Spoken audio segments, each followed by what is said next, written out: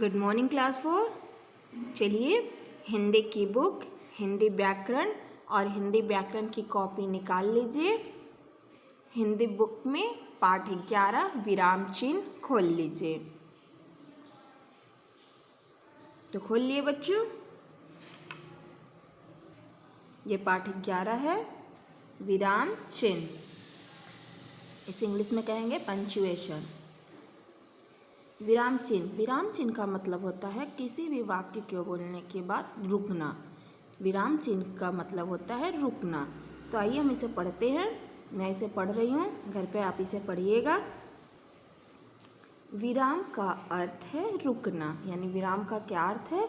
रुकना। कोई भी भाषा या वाक्य बोलते समय हमें जहाँ पे रुकते हैं, वो जो चिन्ह लगाते हैं, निशान लगाते हैं, उसे हम क्या कहते हैं? विराम चिन्ह। कोई भी भाषा बोलते समय अपनी बातों को स्पष्ट करने के लिए हम बीच बीच में रुकते हैं। लिखते समय इसे दर्शाने के लिए हम कुछ चिन्हों का प्रयोग करते हैं। इन चिन्हों को विराम चिन्ह कहते हैं।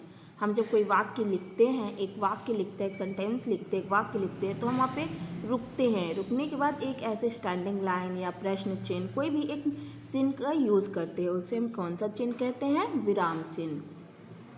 तो आया बच्चों समझ में कि अगर हम कोई वाक्य लिखते हैं और अपनी भाषा को स्पष्ट करते हैं, जैसे मैंने कोई वाक्य लिखा, सुधा कहाँ रहती है, तो ये एक मेरा वाक्य है। सुधा कहाँ रहती है, सुधा कहाँ रहती है प्रश्न है ना, एक तरह से। तो हम प्रश्न चिन्ह लगाते हैं, तो वो जो चिन्ह लगाते हैं हम, उससे हम विराम चिन्ह कहते हैं। कुछ प्रमुख विराम चिन्ह निम्नलिखित है। कुछ विराम चिन्ह निम्नलिखित है। आइए चिन्ह कितने प्रकार के होते हैं इसके बारे में जानते हैं। पहला है पूर्ण विराम। पहला चिन्ह जो है पूर्ण विराम। पूर्ण विराम में देखिए क्या है? Standing line. पूर्ण विराम चिन्ह किसे कहते हैं? स्टैंडिंग लाइन को वाक्य की समाप्ति पर लगाया जाता है। ये चिन्ह कहाँ लगाया जाता है? जब एक सेंटेंस पूरा हो जाए। तो जैसे मेरा प्रिय खेल शतरंज है, शतरंज के बाद जो लाइन आएगी उसे हम कहेंगे पूर्ण विराम। जैसे यहाँ एग्जाम्पल में दिया है, बाग में फूल खिले हैं। बाग में फूल खिले हैं, ये एक वाक्य है। वाक्य के बाद यहाँ देखिए स्टैंडिंग लाइन है, एक लाइन खींची हुई है, इसे कहते हैं पूर्ण विराम। यानी यह वाक्य आपका यहाँ पे समाप्त हो गया, खत्म हो गया है। इसे कौन सा चिन्ह कहेंगे? पूर्ण विराम चिन्ह। दूसरा है अल्प विराम।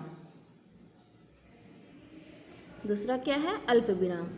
वाक्य में जहाँ थोड़ी देर रुकते हैं वहाँ अल्प विराम लगाया जाता है। जैसे आज मेरे घर ऋतु के बाद अल्प विराम चिन्ह है। आज मेरे घर ऋतु, यहाँ अल्प विराम चिन्ह है। मुनि और चीनू आए, तो यहाँ देखो आज मेरे घर रीता की जगह पे हम रुके ना, पूर्ण विराम चिन्ह लगा है ना, उसके बाद है मीनू और चीनू आए, तो यहाँ जो चिन्ह लगा इसे कौन सा चिन्ह कहेंगे? अल्प विराम चिन्ह। तीसरा है प्रश्नवाचक चिन्ह। तो ये चिन्ह से तो आप परिचय होंगे कि प्रश्नवाचक चिन्ह कहाँ लगता है?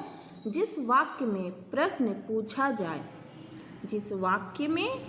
पूछा जाए उसके अंत में इसे लगाया जाता है, उसे प्रश्नवाचक चिन्ह कहते हैं। जैसे तुम क्या कर रहे हो, प्रश्न है, यहाँ कौन सा चिन्ह लगेगा? प्रश्नवाचक चिन्ह। ये चिन्ह आप लोग हर प्रश्न के लास्ट में लगाते हो, इसे हम कौन सा चिन्ह कहेंगे? प्रश्नवाचक चिन्ह। अब आइए विस्मयादिबोधक इसके पिछले में पढ़ा हुआ नहीं। विस्मयादिबोधक प्रसन्नता, दुख, आश्चर्य, भय आदि भावों को प्रकट करने वाले वाक्यों में इसका प्रयोग किया जाता है। प्रसन्नता, दुख, आश्चर्य, भय आदि, जैसे आप कोई खुश होते हो तो खुशी हो अथवा दुख हो, तो जहाँ खुश या दुख ऐसे कोई शब्द है, ऐसे कोई वाक्य है, उसमें इसका प्रयोग किया जाता है। जैसे अरे तुम भी आ गए, तो वो थोड़ा चौंक गया उसे देख के। अरे यहाँ विस्मयादिबोधक चिन्ह है, तुम भी आ गए। तो जिससे प्रसन्नता, दुख, आश्चर्य, भय आदि भावों को प्रकट करने वाले वाक्य में इसका प्रयोग किया जाता है। जैसे अरे तुम भी आ गए, तो वो चौंक गया नहीं, से देख के आश्चर्य हुआ ना कि तुम भी आ गए।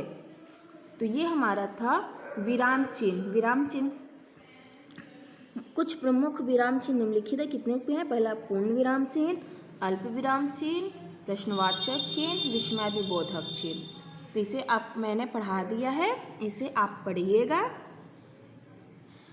अपनी बुक में। चलिए अब इसके अभ्यास प्रश्न पे आइए। अभ्यास प्रश्न है, नीचे दिए वाक्यों में उचित विराम चिन्ह लगाएं। इसमें उचित विराम चिन्ह लगाना है। तो पहला है आपसे कोई मिलने आया है, ये एक वाक्य है, तो इसमें कौन सा चिन्ह लगेगा? पूर्ण विराम चिन्ह। सुधा कहाँ रहती है, प्रश्न है, तो प्रश्नवाचक चिन्ह। शाबाश, मुझे तुमसे यही उम्मीद थी, इसमें कौन सा चिन्ह लगेगा? पूर्ण विराम। चिड़ियाघर में हमने शेर, बाघ, हिरन, नीलगाय आदि देखा, तो इसमें कौन सा जगह जगह शेर लिखा है, बाघ लिखा है, हिरन लिखा है, नीलगाय लिखा है आदि, तो इसमें कौन सा पूर्ण विराम चिन्ह का यूज़ करेंगे हम? अल्प विराम, क्योंकि यहाँ बहुत से नाम दिए हैं तो यहाँ रुकना होगा, हर एक नाम को पढ़ने के लिए हमें रुकना पड़ेगा। तो चिड़ियाघर में हमने शेर के बाद अल्प विराम, बाघ के बाद अल्प विराम, हिरन के बाद अल्प विराम, नीलगाय आदि देखे। इस फूल का क्या नाम है? प्रश्नवाचक चिन्ह, क्योंकि प्रश्न पूछ रहा है इस फूल का क्या नाम है। मेरा प्रिय खेल शतरंज है। मेरा प्रिय खेल क्या है? शतरंज, यानी एक वाक्य है, तो यहाँ पूर्ण विराम चिन्ह। यह पुस्तक किसकी है? प्रश्न है, प्रश्नवाचक चिन्ह। राजा दशरथ के 4 पुत्रों के नाम थे, राम, लक्ष्मण, भरत और शत्रुघ्न। तो यहाँ देखो राम लक्ष्मण एक साथ पढ़ने बच्चे, तो रुक के पढ़ेंगे। राम अल्प विराम, लक्ष्मण अल्प विराम, भरत अल्प विराम, यहाँ राम, लक्ष्मण, भरत, शत्रुघ्न। ये हो गया आप लोग का कंप्लीट बच्चों। इन विराम चिन्हों के नाम लिखिए। अल्प विराम, पूर्ण विराम, प्रश्नवाचक चिन्ह, विस्मयादिबोधक चिन्ह। हाँ या नहीं में उत्तर दीजिए। वाक्य की समाप्ति पर प्रश्न का चिन्ह लगाया जाता है? नहीं।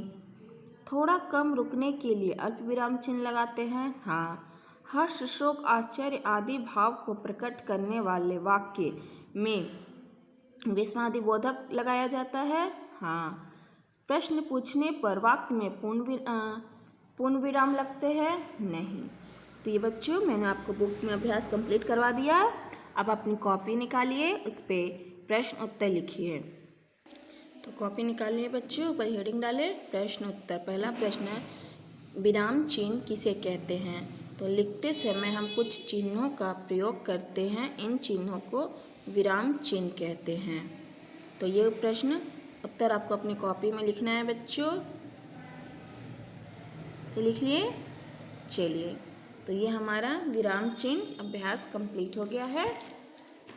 इसे आप अपनी कॉपी में प्रश्न उत्तर लिखेंगे और बुक में इस तरह से फिल करेंगे। अब हम नेक्स्ट क्लास में मिलेंगे नेक्स्ट वीडियो के साथ।